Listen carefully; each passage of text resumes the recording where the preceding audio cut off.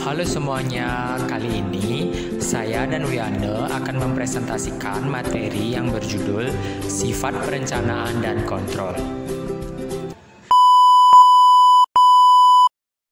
Perencanaan dan pengendalian adalah proses rekonsiliasi permintaan dengan penawaran. Maka, sifat keputusan yang diambil untuk merencanakan dan mengendalikan suatu operasi akan tergantung pada sifat permintaan dan sifat penawaran dalam operasi itu. Perbedaan dalam permintaan dan penawaran yang dapat mempengaruhi cara manajer operasi merencanakan dan mengendalikan kegiatan mereka dapat kita lihat pada alasan berikut. Yang pertama, ketidakpastian dalam penawaran dan permintaan, di mana ketidakpastian membuat perencanaan dan kontrol menjadi lebih sulit. Contohnya yaitu karnaval desa setempat yang jarang bekerja sesuai rencana. Yang kedua yaitu permintaan tergantung dan independen, di mana beberapa operasi dapat memprediksi permintaan dengan lebih pasti daripada yang lain. Misalnya, pertimbangan operasi yang menyediakan layanan dekorasi dan perbaikan profesional yang memiliki sejumlah rantai hotel besar kepada pelanggannya. Yang ketiga yaitu menanggapi permintaan, di mana konsep permintaan yang tergantung dan independen terkait erat dengan bagaimana operasi memilih untuk menanggapi permintaan. Yang keempat yaitu merencanakan dan mengendalikan kegiatan, di mana perencanaan dan pengendalian membutuhkan rekonsiliasi penawaran dan permintaan dalam hal volume, waktu, dan kualitas. Contoh kasus dari bagaimana tingkat persediaan atau supply dan tingkat permintaan atau demand mempengaruhi perencanaan dan pengendalian, yaitu kita bisa lihat pada kasus kontrol operasi di Air France, yang dimana Air France memiliki 80 perencana penerbangan yang bekerja shift 24 jam di kantor perencanaan penerbangan mereka di Roissy, Charles de Gaulle, dan harus memenuhi permintaan sesuai yang mereka janjikan kepada pelanggan, seperti halnya untuk penerbangan di dalam dan di antara 12 zona geografis Air France. Perencanaan membangun rencana penerbangan yang akan membentuk dasar dari penerbangan yang sebenarnya hanya beberapa jam kemudian. Semua dokumen perencanaan harus siap untuk awak pesawat yang tiba 2 jam sebelum waktu keberangkatan yang dijadwalkan. Bertanggung jawab atas keselamatan dan kenyamanan penumpang, kapten selalu memiliki keputusan akhir dan jika puas, ikut menandatangani rencana penerbangan bersama dengan petugas perencana. Untuk materi yang kedua yaitu akan membahas mengenai 4 aktivitas utama dalam perencanaan dan pengendalian. Yang pertama yaitu loading. Loading adalah jumlah pekerjaan yang dialokasikan ke pusat kerja. Kita bisa ambil contoh pada sebuah mesin di lantai toko dari sebuah bisnis manufaktur. Secara teori 168 jam seminggu.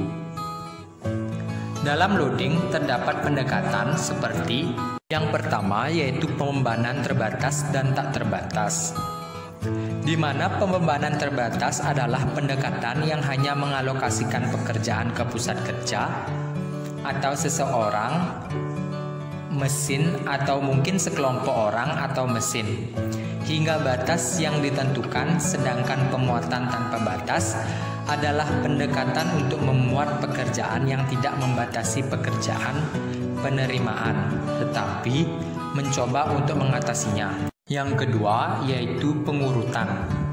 Pengurutan adalah pendekatan pemuatan terbatas atau tidak terbatas ketika pekerjaan tiba. Keputusan harus diambil berdasarkan urutan di mana pekerjaan akan ditangani. Ketiga, yaitu kendala fisik. Kendala fisik adalah sifat fisik bahan yang sedang diproses dapat menentukan prioritas pekerjaan. Keempat, prioritas pelanggan. Prioritas pelanggan adalah pendekatan ini biasanya digunakan oleh operasi yang basis pelanggannya miring, yang mengandung banyak pelanggan kecil dan beberapa pelanggan besar yang sangat penting. Kelima, yaitu tanggal jatuh tempo atau DD, di mana tanggal jatuh tempo memprioritaskan berdasarkan tanggal jatuh tempo. Berarti pekerjaan yang diurutkan sesuai dengan kapan jatuh tempo untuk pengiriman, terlepas dari ukuran setiap pekerjaan atau pentingnya setiap pelanggan. Keenam, last in first out atau LIFO. Last in first out adalah metode urutan yang biasanya dipilih untuk alasan praktis. Misalnya, membongkar lift lebih nyaman berdasarkan LIFO karena hanya ada satu pintu masuk dan keluar. Ketujuh, yaitu first in first out atau FIFO. First in first out adalah operasi melayani pelanggan dengan tepat sesuai urutan kedatangan mereka. Misalnya, kantor paspor UK menerima surat dan mengurutkannya sesuai dengan hari kedatangannya. Kedelapan, yaitu waktu operasi terlama atau LOT, di mana operasi mungkin merasa berkewajiban untuk mengurutkan pekerjaan terlama mereka terlebih dahulu dalam sistem yang disebut urutan waktu operasi terpanjang. Yang terakhir atau yang kesembilan, yaitu waktu operasi terpendek pertama atau SOT. Waktu operasi terpendek pertama adalah aturan sequencing dapat disesuaikan untuk menangani pekerjaan pendek terlebih dahulu dalam sistem. Selanjutnya B. Sequencing adalah teknik urutan permasalahan dalam pengurutan pekerjaan. Yang kelima, tujuan kinerja atau varian dari mereka dapat digunakan untuk menilai efektivitas aturan sequencing. Namun tujuan dari ketergantungan kecepatan biaya sangat penting yang memiliki aturan Johnson yang berlaku untuk pengaturan dan pekerjaan melalui dua pusat pekerja. C. Scheduling, pernyataan volume dan waktu yang lazim di banyak lingkungan konsumen. Misalnya, jadwal bus menunjukkan bahwa lebih banyak bus diletakkan pada rute dengan interval yang lebih sering selama periode dan jam sibuk. Dalam scheduling terdapat beberapa metode seperti 1. Kompleksitas penjadwalan atau aktivitas penjadwalan yang merupakan salah satu tugas paling kompleks dalam manajemen operasi. 2.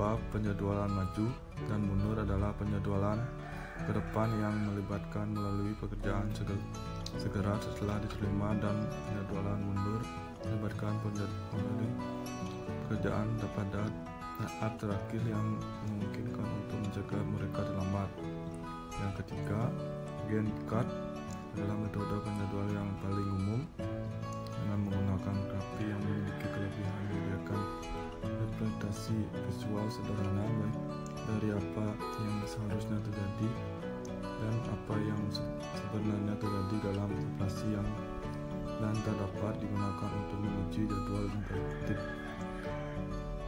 Yang keempat, menjadwalkan pola pekerja adalah penjadwalan untuk memastikan bahwa jumlah orang cukup bekerja pada suatu titik waktu untuk menyediakan kapasitas yang sesuai untuk tingkat permintaan pada titik waktu tersebut, atau ini sering disebut daftar staf. Selanjutnya D. Monitoring dan pengendalian, di mana setelah membuat rencana operasi melalui pemuatan, pengurutan, dan penjadwalan setiap bagian dari operasi harus terpantau untuk memastikan bahwa kegiatan yang direncanakan memang terjadi. Dalam monitoring dan pengendalian terdapat beberapa elemen kontrol seperti A. Kontrol dorong dan tarik adalah sistem kontrol bus yang kegiatannya dijadwalkan melalui sistem pusat dan diselesaikan sesuai dengan instruksi pusat, seperti sistem MRF yang setiap pusat bekerja mendorong pekerjaan tanpa mempertimbangkan apakah pusat pekerja yang berhasil dapat memanfaatkannya. Dan B. benang penyangga tali di mana drum penyangga konsep tali berasal dari teori kendala atau TOC dan konsep yang disebut teknologi produksi yang dioptimalkan atau OPT awalnya dituliskan oleh Nelly Goldberg dalam novelnya The Cool. Yang C, tingkat kesulitan dalam pengendalian operasi, model kontrol pemantauan sederhana pada gambar 10.15 membantu kita memahami fungsi dasar kegiatan pemantauan dan Sekian presentasi dari kelompok kami mengenai bab 10 yang berjudul Sifat Perencanaan dan Kontrol. Kami mohon maaf bila ada salah pengucapan dan penulisan pada video kami. Semoga video kami dapat bermanfaat bagi kawan-kawan semua. Terima kasih.